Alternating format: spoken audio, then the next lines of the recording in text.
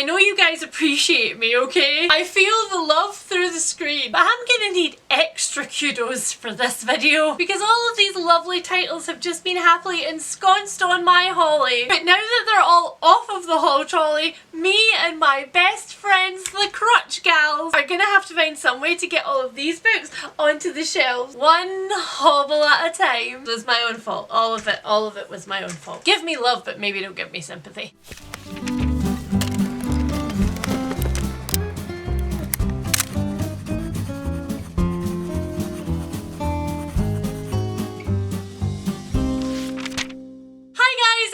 And welcome back to another video. As you will already have seen from the title of this video, this is a book haul. And you know what that means these days here on this channel? Accountability. And accountability these days apparently means literally counting. Because this year every single book that is added to my TBR is in direct opposition with this bingo board square. The square that everybody loves. This is my read 60% of your 2024 purchases square. And in case you're new here, 2024 purchases does not just mean the books that I spend my own hard-earned pennies on. No, it also includes the books that I get in from my wish list and any books that I get in for free from PR or publishers. Or, you know, occasionally from friends on hauls. So, prior to any of these books that I am about to show you, so far in 2024, I have purchased 41 books. And so far in 2024, I have read 17 of those 41 books, which actually brings us out to 41%. Maths is weird, but I double checked this with mathsy friends and apparently this is correct. And when I realised that it was 41%, I metaphorically jumped for joy. But as we know, every single one of these books that I am about to haul is going to bring that percentage down. And that kind of sucks. But nevertheless, they're already here, and much like any other children, they didn't ask to be here. It's my responsibility to take good care of them. So let's get our haul counter up on the screen and let's start showing you these babies. Some of them make me want to kick my little feet. The book that I'm about to show you was one of my most anticipated books for 2024. It is a blend of dark academia and magic, and it comes from an author who I had previously really enjoyed reading from. When the book came through my door, I immediately started to tear into it despite all of the other projects that I have on the go right now. But alas, I ended up DNFing this book, and it's the second book that I have DNF'd so far this year from this author. The book that I am talking about is Evocation by S.T. Gibson. We all know that I really enjoyed A Dowry in Blood, and that when An Education in Malice popped through my door earlier this year, I was super excited for it. Again, I picked it up immediately and tried it, and it was not gonna lie, that one was not even mid. That one was just bad. It was just bad, guys. So I was nervous when this one popped through my door, but I hoped that An Education in Malice was just a blip, and unfortunately for me, it's not. Now when I look back at A Dowry of Blood, I kind of wonder whether it was the retelling aspect that actually pulled that book over the line for me, as opposed to anything else about S.T. Gibson's writing. So yeah, well, it's great that this one came on and then right back off of my numbers. It is also kind of sad because I think that this is my last attempt at anything that S.T. Gibson writes. Now, before I go any further through this book haul, I am first going to get all of the sequels that are in these stacks out of the way, because likely most of these books are from series that you will have heard me talk about in some detail sometimes before. So the first one of those books is the paperback copy of Lightbringer by Pierce Brown. This is the 6th book in the Red Rising series, and I've had quite a few questions about the structure of this series recently, so just very quickly, the first 3 books in this series, Red Rising, Golden Sun and Morning Star, are the first trilogy in this world effectively, and then the follow-up books Iron Gold, Dark Age and Lightbringer are set 10 years into the future. They follow the same cast of characters, well, the ones that survived anyway, but instead of only being from Darrow's point of view, the second set of books are multi-point of view, so we do get introduced to some new characters who are new players in this world. And also the reason that I didn't pre-order this in hardback and get it last year with everybody else when I got obsessed with the series is because I have the rest of the series in paperback, so I'm just going to collect the paperback and just continue to collect any special edition hardbacks that come out. Next up, we have got Heart Song by TJ Klune. This is the 3rd book in the Green Creek saga. There were a couple of you confused before when I mentioned this as being brought out in hardbacks because you were sure that they had previously been published in paperback, and you are correct, they were. They were actually indie published before TJ Klune made it big. I completely adore the covers of these hardbacks. paperbacks close up, they are actually paper cut art. This series starts out with Wolf Song, and it follows Ox as he is finally abandoned by his abusive father, who just takes off one day and leaves him there in the house. And so Ox, now left in this limbo of believing that he isn't good at anything and probably can't look after himself, really allows himself to completely sink into the Bennett family,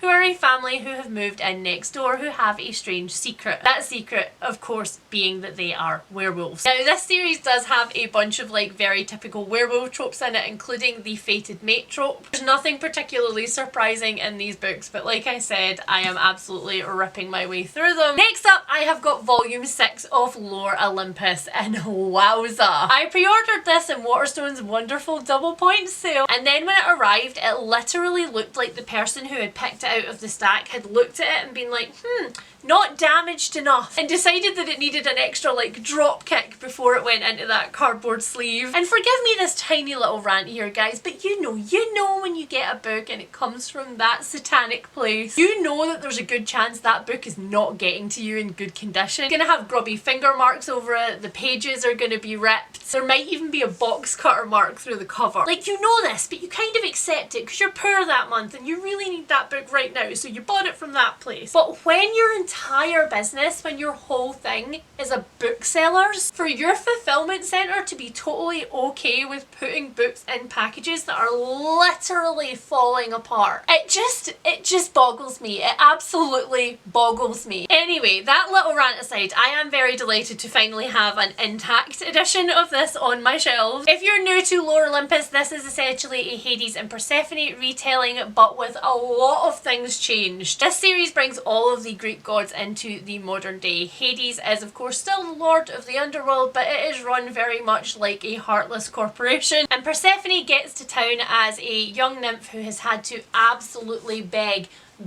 her mother to be allowed to come to the city to go to school and get an education, but with the strict understanding that if she does that, she is going to join like an order for eternal virgins, where she's going to be like giving blessings for the rest of her life. And when Hades and Persephone meet, it becomes less and less likely that that's going to be an achievable life goal for her. This is one of the only romance series genuinely that gives me that little like but also keep in mind that there's another volume of this coming out later on this year. And then finally for this series, I have several books in the one series of different editions, something which I am also a little bit salty about. So the series I am talking about is of course the Bone Season series by Samantha Shannon. These are the author's preferred text editions of these books. So as you can see here behind me on my Samantha Shannon shelf, the first two books here are the Bone Season, which is the first book in the series. One of them is a personalised, just normal hardback copy of the book, and the other one is the sprayed edge version from the Broken Binding, and that is indeed what this book is. This is book 2, the Mime Order, and it has the sprayed edges. It also has these stunning end papers, the foiled cover, and of course the foiled spine, which all of Samantha Shannon's Broken Binding books do. Now and ever, despite the fact that the entire set of these books are out in hardback,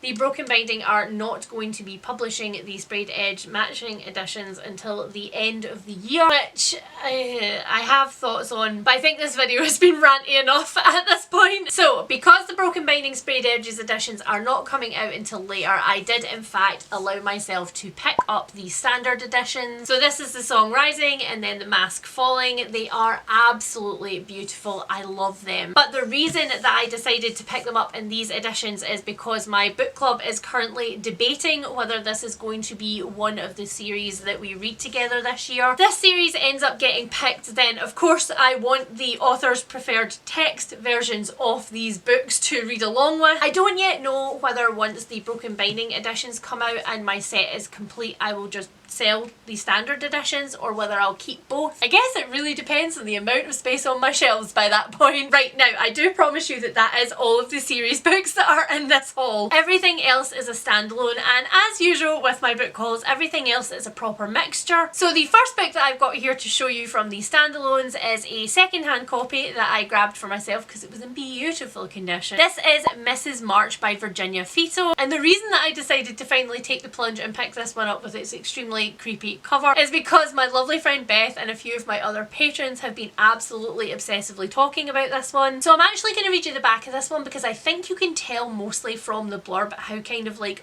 weird and surrealist this sounds. Mrs. March lives an exquisitely controlled existence. Wealthy wife of a novelist, her life is one of routine and decorum. But one morning on a visit to her favourite patisserie, Mrs. March suffers a horrifying indignity. The shopkeeper remarks that the detestable protagonist of George March's latest novel must surely be based on Mrs. March herself. The humiliation is too much. She has been robbed not only of her beloved patisserie, which she will never visit again, but of the belief in everything she thought she knew about her husband and herself. Thus begins an increasingly paranoid journey, one that may well uncover both a killer and some long buried secrets from Mrs. March's past. I absolutely love thriller/horrors which have that idea of paranoia built into it, where you're constantly like, wait, is this just happening in the character's head because everybody around seems to be implying that, or actually is the character the only sane one here and everybody else is gaslighting them? I really enjoy that mechanic in books, so I'm hoping that that is more than present in here. And then the other book that I picked up also secondhand at the same time as Mrs. March is Other Words for Smoke by Sarah Maria Griffin, and this one is a little bit of an unusual one for me. I was persuaded into this one from the lovely Kayla at Books and Lala. This is one of those books that when you hear the premise of it, you're just kind of like,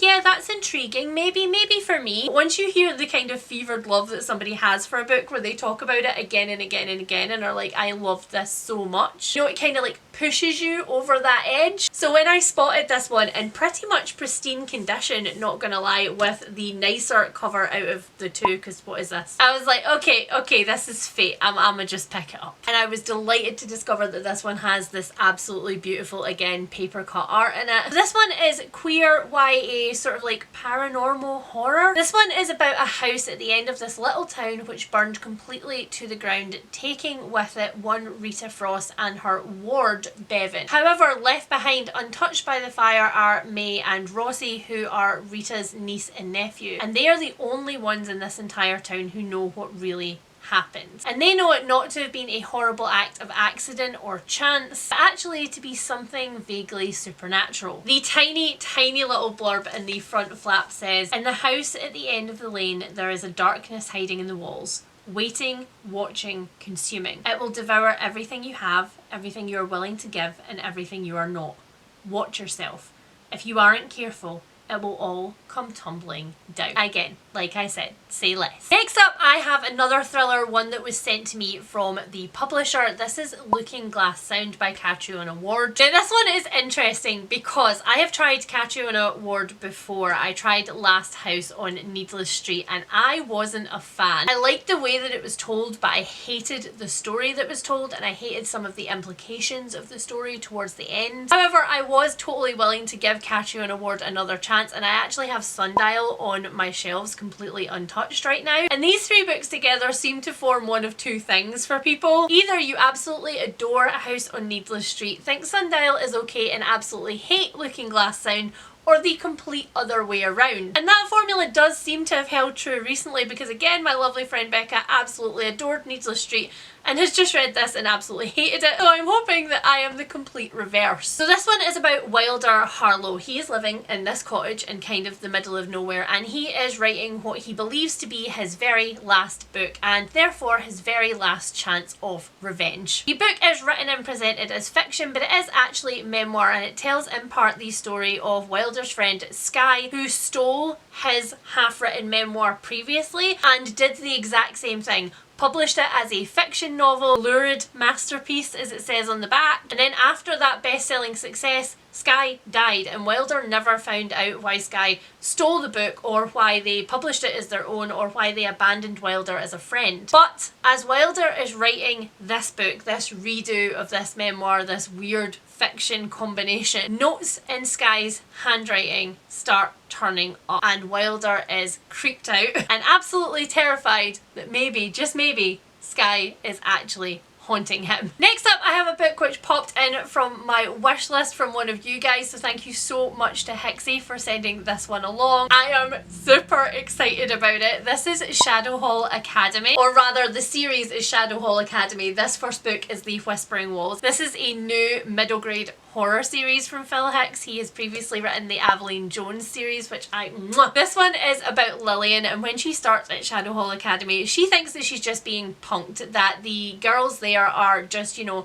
putting her through a series of trials to see whether she's a cool kid or not. So when her roommate tells her that the school is haunted, she's like, yeah, sure, just add that to the list of all of the other dumb things that you've done to me. Until weird things start happening, like tapping on the wall that she can follow, whispers in the night, and some students going missing in the woods. And then also a gift that was sent to me from one of my besties, Sarah, when I broke my ankle. This one came along with an insane amount of dairy milk chocolate, which has all been consumed by myself and Harry. And it was actually on my wish list in the first place because it was a Sarah recommendation, and that is A Room with a View by E.M. Forster. So A Room with a View is just one of those modern classics that I've never got around to, but when Sarah read it earlier this year, I think, and absolutely raved about it, I was like, okay. So this one is about Lucy Honeychurch, and she goes at the beginning of this book to Italy on her very first vacation, and there she meets a very interesting cast of characters. An interesting cast of characters who are absolutely nothing like any of the people back home in England. When she gets back home to England, she finds it really difficult to try and settle into this like suffocating, stilted society, which means that when two different men come a-courting, she has a very difficult decision to make. So thank you again to Sarah for sabotaging me with this. Next up, I have another book which I was super excited to pick up, but I was a little bit worried about because it sounds very much initially like cozy sci-fi, and we have established for moi that anything with cozy in it is just not for me, because if there are low stakes right from the beginning, I'm immediately not invested in the rest of the story. So again, I took to my Patreon Discord and I was like, yo guys, have you read this book? Can you tell me? And as usual, my patrons came through for me and were like, no, the stakes in this are perfectly high. If you're invested in the concept, you're gonna be invested in the execution. And I was invested in the concept, so I purchased it. This is Floating Hotel by Grace Curtis. This one is about the Grand Abiona Hotel, which is the biggest and most luxurious hotel of its ilk. It travels around the Milky Way, with passengers getting on not just for the experience and the holiday that is the hotel, but also for the transport possibilities of it. And this book follows Carol. Carol was once a stowaway on the hotel ship and has now for many years been the manager of it. But Carol's like very sort of like easy, cushy, I'm very comfortable with this job, gets very disrupted when a new batch of passengers comes onto the ship and a bunch of really strange things start happening. There is also an event which has been booked out called the Problem Solvers Conference, and nobody will give Carol a straight answer as to exactly what that problem is. According to the inside flap of this one, this is perfect for fans of Becky Chambers and also Martha Wells. So I feel like that's like a nice cross section of writers that I enjoy, and I've been dying to get my hands on some more good sci-fi standalones, so I'm hoping that that fulfills that brief. Next up, we have got Close to Home by Michael McGee. This one is a book that I had never seen before. I know nothing about it except for the blurb on the back, but I read the first couple of pages of it while I was standing in Waterstones to see whether the writing style was something that I gelled with, and I was immediately gripped and needed to know what happened. This one is kind of like 1 foot in thriller, 1 foot in literary fiction. Again, the blurb on the back is tiny and this is all I know about it, so it says, Sean is back in Belfast and back into old habits.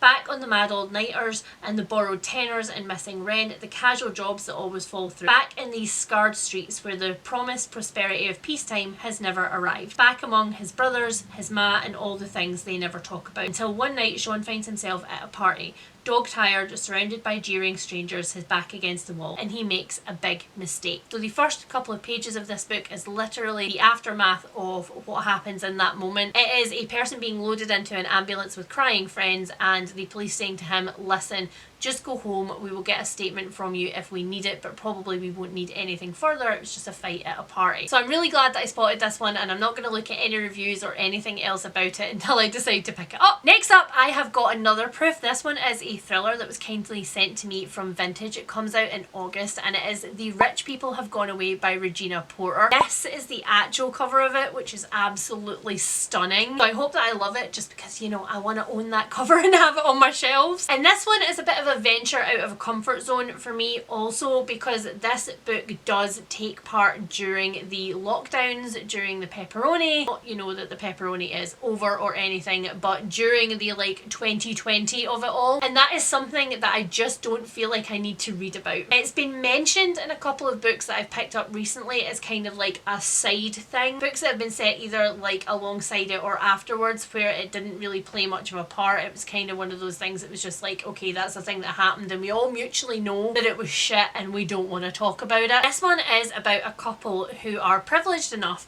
to have a house in upstate New York, and so when all of the lockdowns are happening and like the isolation from other people is happening, they are able to leave New York and go out into the wilderness and isolate there. However, during a hike that the two of them have out on a place called Devil's Path, the husband tells the wife something, confesses a secret, and the wife then goes missing following that argument. I will definitely report back on this one when I pick it up, because who knows? It might be one of those books that I'm like really nervous about right now, and it ends up being a 5-star and one of my favourite books of the year. No, there is another sequel. There is another sequel. This is Mislaid in Parts Half Known by Shauna Maguire, and it's book like 8 or 9, can't remember, in the Wayward Children series, and it's the dinosaur one, okay? It's the dinosaur one. I really enjoy this series. It's one of the series that I get stuck in a perpetual reread of every time a new book comes out, but they are only tiny, so I don't know. That is my toxic personality trait. I have not yet indulged in it for this book. Actually, that is a big fat lie. Before this book came into my house, I have in fact reread the first book of Wayward Children this year already. Am I gonna let myself reread the rest of them? I don't know, maybe. Next up, I have a little bit of a weird true crime memoir. This is Sociopath by Patrick Gagney, and it is about Patrick Gagney's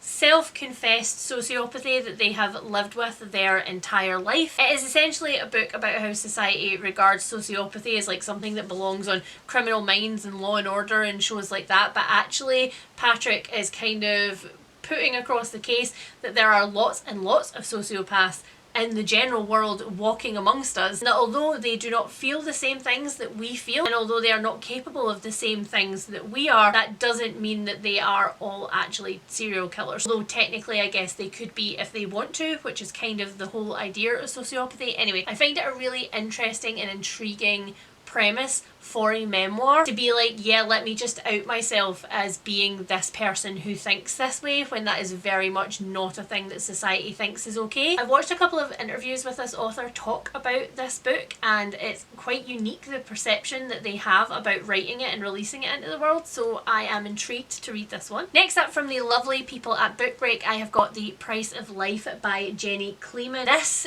is a non-fiction that I think is incredibly topical for right now and everything that's happening in the world. The subtitle of this one is In Search of What We're Worth and Who Decides, and the actual chapter headings of this are so interesting. So part 1 is the price of taking a life, and we have a price for an average hitman, a price for the world's most expensive weapon system, an average murder, and then it goes on and on like that. Like there's the price of life created, where it's like 13,750 quid, or $200,000 if you're gay, biological parenthood. And so it is literally a breakdown of the cost of being alive, the cost of the freedoms that we assume that we have. I didn't actually recognise Jenny Kleeman's name, but you might, because she also wrote Sex, Robots and Vegan Meat, which is not a book that I decided to pick up in the end, but which a lot of people around me have read and really enjoyed. And then finally, also from the publishers, I have got a book that I did not know existed. Feels like it was kind of written for me. This is Spitting Gold by Carmela Loken. Kiss. It is set in Paris in 1866 and it follows two sisters, one of whom is a baroness. She receives a call from her other sister, a call being, you know, like actually turning up at the door, not a call, it's 1866. And she's surprised about this because she had very much disowned that sister before, like, girl bye. But Sylvie's sister Charlotte is absolutely desperate and she won't leave. Their father is very, very ill and she can no longer afford to pay the bills for his care. So she is there to ask Sylvie, the baroness, if she will do one last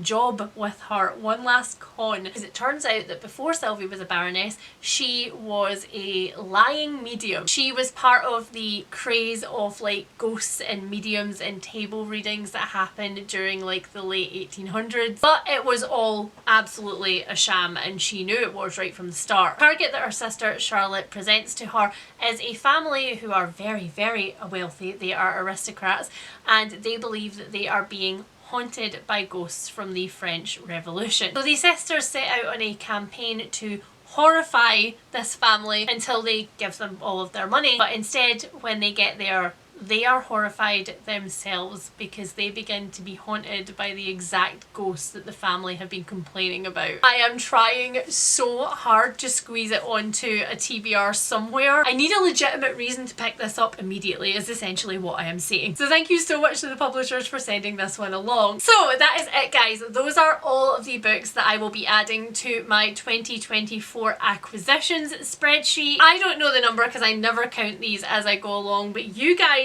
do now. And so I will put on the screen what my percentage is now. This is what my read 60% of my 2024 purchases bingo square is now sitting at. You tell me, am I going to be upset about it? I think I'm probably going to be upset about it. So if you guys have got this far through the video, then leave me a ghostly emoji down below, either a crystal ball or a ghost, maybe the derelict abandoned haunted house, because it's quite clear that I kept the book that I was most excited for last. As always, if you have read any of the books that I've hauled here today and you would like to tell me your opinion on them, good or bad, then please leave that down below in the comments because we know that opinions live here. And as always, if you think that you have any books to recommend to me based on the things that I've picked up here today or based on the reading preferences that you just know that I have, then please leave them down below in the comments too, because you know, the buying just never really ends. If you are new here and you would like to see how I get on with some of these books and whether I manage to shoehorn them into some TBRs very, very soon, then please hit that subscribe button down below. And if you are a returning viewer who is here to see the chaos of how many books I am adding to that pile, please hit that like button on the way out. It really does help my channel. And I will speak to all of you really, really soon. Bye! Maybe I'm just gonna wait for Harry to help me put these on shelves.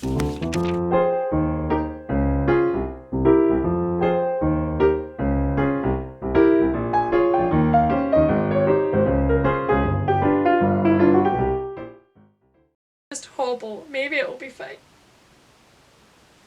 Stupid ankle.